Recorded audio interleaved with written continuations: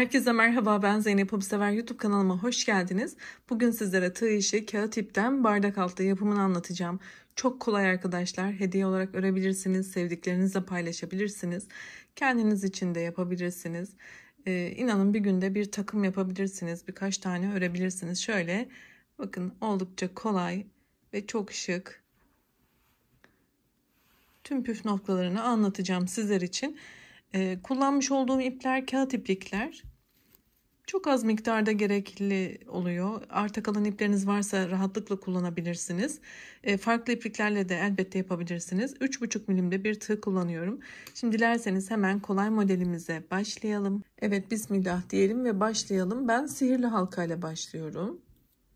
Şu şekilde parmağıma 2 kere doladım. Şimdi ipimi buradan çıkartarak 3 tane zincir yapıyorum. Şimdi şu küçük ipi arkaya alacağız. Şöyle çeviriyorum. Bakın. Buradan tutuyorum kaçmaması için. Tığıma bir kere doladım. Ve boşluğun içerisine ilmek yükselterek ikili trabzan yapıyorum. Zinciri bir kabul ettim. Ve trabzanlarımı yapmaya devam ediyorum. İkili trabzan. Birinci sıramızda 12 tane ikili trabzan olana kadar devam ediyoruz. Ben de 12'ye tamamlayıp geliyorum. Zincir dahil 12 tane ikili trabzanımızı tamamladık. Şimdi bu küçük olan ipimizi çekerek aradaki boşluğu kapatıyoruz.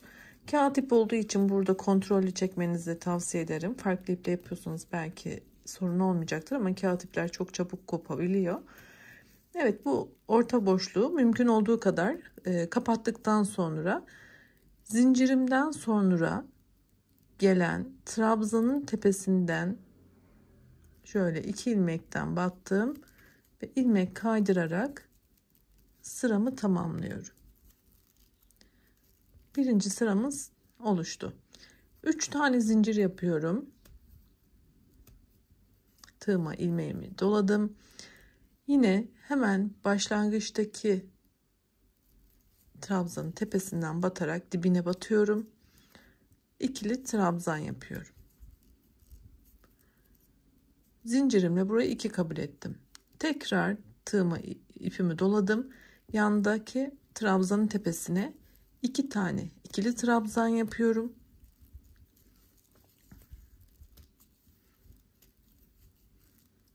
Yana 2 tane ikili trabzan.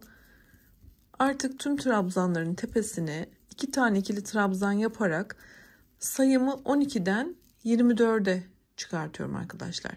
Tam bir tur devam edelim. Yine bitişi göstereceğim. Şöyle saydığımızda bakın 2, 4, 6, ikişer ikişer saydığımızda 24 sayısını yakalayana kadar devam edelim. Evet, trabzanlarımı devam ettirdim. Şu son zincirden önceki boşluğuma da 2 tane ikili trabzan yaparak sayımı 24'e tamamlıyorum. Şu an zincirim dahil 24 tane ikili trabzan elde ettim ve ikinci sıramı tamamladım. Yine burada zincirden sonra gelen hemen trabzanın şöyle daha net görürsünüz. Bakın şuradan ilmek kaydırmayla ekliyorum ki boşluk olmasın. İkinci sıram bitti. Yine 3 tane zincir yaparak yeni sıramı başlatıyorum. Biraz elimizle şöyle form verelim arkadaşlar. Kağıt ip çünkü yuvarlanıyor, toparlanıyor. Onu elimizle düzelteceğiz. Şimdi zincirimi yaptıktan sonra hemen yine dibinden bir tane ikili trabzan yapıyorum. Yan tarafa geçtiğimde yine 2 tane ikili trabzan yapıyorum. Bu sırada da aslında bir farklılık yok. Tüm trabzanların tepesine 2 tane ikili trabzan yaparak 24 olan sayımı 48'e çıkartıyorum.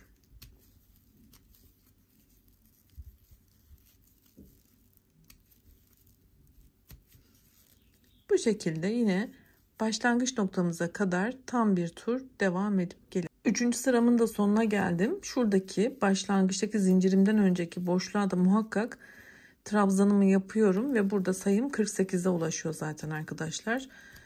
Buraya da çift batarak 2 tane ikili trabzan yapıyorum. Evet, şu an 48 sayısını yakaladım. Yine zincirimden sonraki şu kısımdan ilmek kaydırarak ekliyorum. 3 zincirle son sırama, yani 4. sırama başlıyorum. Öncesinde şurada yapmış olduğumuz sihirli halkanın bir miktar ipi var. Ben yine bunu bir düğüm yapacağım arkadaşlar. Şöyle sizlere de göstereyim. Açılmaması adına, ne olur ne olmaz diye. Düğüm yaptıktan sonra bir miktar şu şekilde ip yürüterek gizleyeceğim. Daha sonra keseceğim. Yani tamamen dipten asla ipleri kesmiyoruz.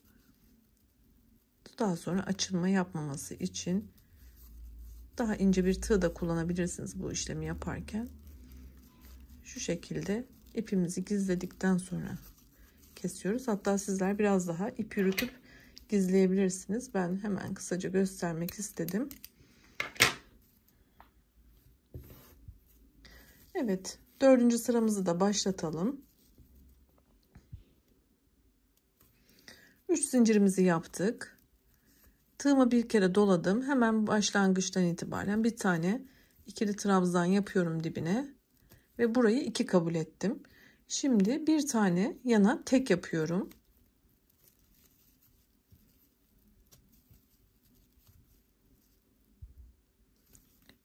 Bir sonrakine çift yapıyorum.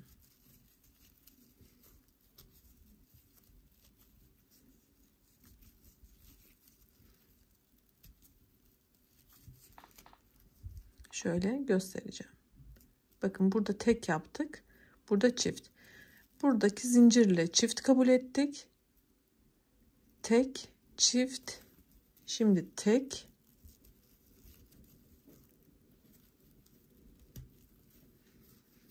Ve daha sonra çift. Bu şekilde tam bir tur devam ediyoruz ve sayımız 72 oluyor arkadaşlar. Trabzan sayılarını özellikle belirtmek istiyorum. Fazla ya da eksik yapmanızda bir sakınca olmayacaktır. Sadece ilk defa yapanlar için bu durumu sayı olarak anlatmaya çalışıyorum ki bir karışıklık olmasın. Şu sona kadar devam edelim. Dediğim gibi eğer elinizde bir bollaşma ya da potluk oluyorsa çok aşırı, sayılarınızı azaltabilirsiniz. Ben sayıları sadece merak eden, ilk defa yapan, net öğrenmek isteyen kişiler olabiliyor. Öyle abonelerim oluyor soran. Onun için anlatıyorum. Şuraya kadar devam edelim. Yapıp gelelim. Bir tek bir çift şeklinde ilerleyeceğiz. 4. sıramızın sonuna geldik. 1, 2, 3, 4. Şöyle hemen sayalım. Artık bitireceğiz arkadaşlar. Burada bir tane trabzanım kaldı. Şu şekilde son bir tane tek yapmıştım. Buraya çift yapıyorum.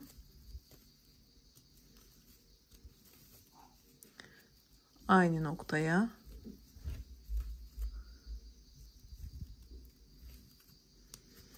Son olarak şu zincirden önceki boşluğuma da bir tane tek yaparak sıramı tamamlıyorum. 72 tane trabzanımız olmalı. Burada sayı çok önemli değil ama şuradaki boşluğu kapatmış olmamız için önemli arkadaşlar. Bitirdik. Şimdi bir de kenar uygulaması yapacağız. Bakın burası bizim zincir noktamızdı. Yine onu atlayarak şuradaki trabzanın tepesinden ilmek kaydırıyorum. Burada bir tane zincir yapıyorum. Eğer burada çok fazla aşırı bollanma varsa trabzan sayılarınızı orantılı bir şekilde de azaltabilirsiniz. Şöyle elinizle de düzeltin. Sonrasında zaten ütü yapıldığında gayet güzel olacaktır. Evet. Şimdi bir de kenar uygulaması yapacağız. Burada ters sık iğne uygulaması yapacağım arkadaşlar. Hemen şurada bakın, burada bir zincirimizi yapmıştık. Şu bir taneyi atlayacağım. Bir sonrakinden sık iğne yapacağım. Onu da şöyle göstereyim. Bakın şuradan geliyorum. Burayı biraz bol bırakıp şuradan batıyorum. İlmeği ipimi arkadan çıkarttım. Tığımda 2 ilmek var. Sık iğnemi yapıyorum. Şimdi yine bir taneye atlayacağım. Bir diğerinden sık iğne yapacağız. İpimi bir miktar bol bırakıp şu şekilde bakın şuradan batıyorum. 2 tane ilmeğimi tek seferde çıkartıyorum. Bu yönde değil, ters yönde örgümü devam ettiriyorum. Yine bir taneyi bırakıp bir diğerine batıyorum. İlmeğimi alıp sık iğnemi yapıyorum. Birkaç tane yapalım.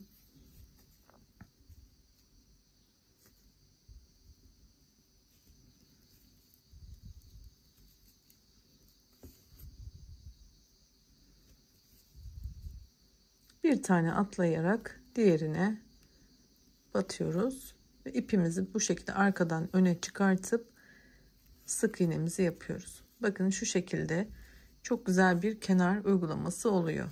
Şimdi yine bir tane atlayarak diğerinden sık iğnemizi yapacağız ve bunu tam bir tur devam ettirerek şu noktada bitireceğiz. Yani ters ilerleyerek bir sık iğne yapacağız. Ben de hemen yapıp bitirişi yine gösteriyor olacağım. Evet, sona kadar geldim. Burada da son sık iğnemi yaptım. Şurada bir başlangıç yapmıştık biliyorsunuz. Burada ipimizi biraz uzatıp keselim.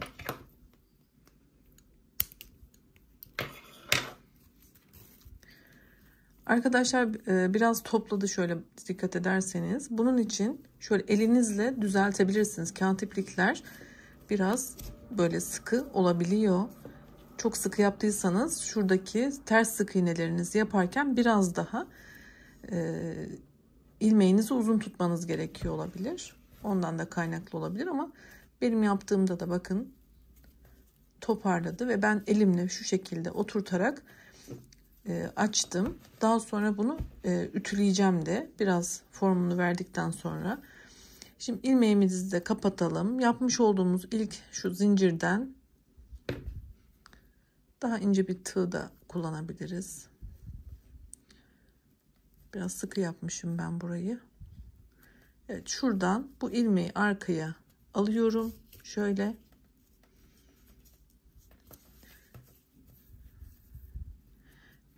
Burada düğüm atalım. Herhangi bir yerden şöyle geçirip düğüm atalım. Kağıt ipler çok çabuk kopuyor. Orada dikkat edin. Çok aşırı çekmeyin. Daha sonra yine ipi şöyle biraz yürüterek gizleyelim ve keselim.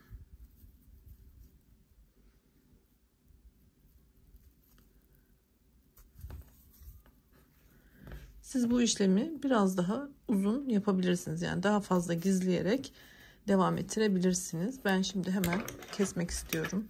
Videomuz fazla uzamasın. Şu şekilde. Evet, bardak altlığımız hazır. Oldukça güzel oldu.